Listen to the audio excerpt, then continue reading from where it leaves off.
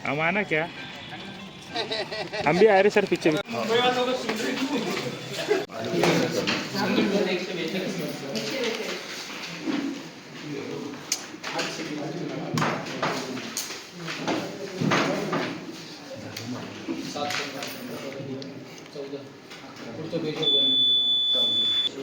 Okay 811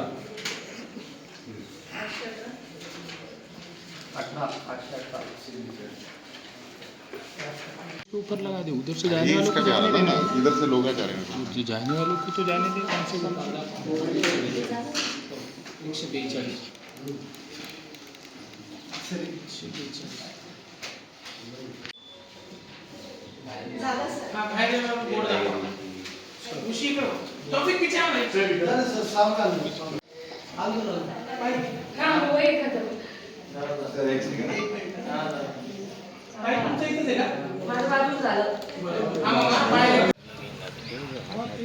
एक रुकना है कि एक सेकंड तो मेरे को फोटो लेके फिर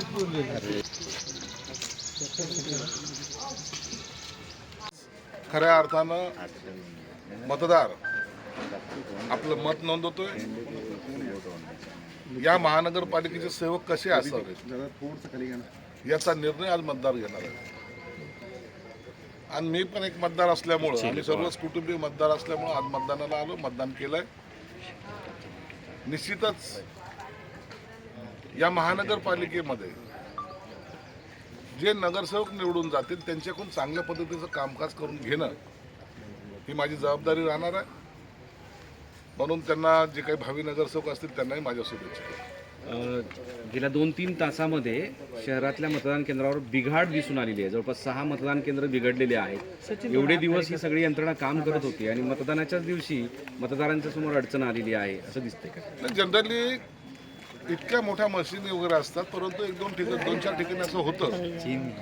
लोकसभेला होतं, विधानसभेला होतं, आता हे महानगरपालिकेची निवडणूक आहे इथे झालं। परंतु तातडीनं मला वाटतं निवडणुकाचे इथलचे जे काही प्रमुख आहेत त्यांनी त्यामध्ये सुधारही केलेला आहे आणि आता यंत्रणा व्यवस्थित कामही करते। राज्यामध्ये मतदान केल्यानंतर जी बोटावर शाई लावते ते आता मार्कर पेन लावलं जात आहे आणि ती सहजपणे पुसली जाते। त्यामुळं शिवसेना आणि मनसेच्या वतीनं आक्षेप घेतलेला आहे आणि बऱ्याच ठिकाणी तिथं दिसतंय मार्कर पेनने खरं तर शाई लावणं हा मला वाटतं हे पहिल्यांदा असं घडतंय आणि शाई हे मार्कर पेनची ताबडतोब निघल्या पण जाते, हे सत्य आहे। म्हणून बहुतेक ठिकाणी नाही, परंतु काही ठिकाणी बोगस मतदान होण्याची शक्यता नाकारता येत नाही। यावर जे काही प्रतिनिधी आहेत किंवा जे काही अधिकारी आहेत यांनी कडक लक्ष ठेवलं पाहिजे। आपल्या अंबादास दानवे असं म्हणालेत की सत्ताधाऱ्यांकडून विशेषतः भाजपकडून रात्री पैशाचा पाऊस पाडला गेला शहरात। भाजपकडून काय केले गेलं याच्याबद्दल मला कल्पना नाही आहे, परंतु जे काही ते वेगवेगळे स्टेटमेंट देतात त्यावर निश्चितच मी एक सांगेल की आपण लोकशाहीमध्ये जनतेचे सेवक आहोत ही भावना आपण ठेवली पाहिजे।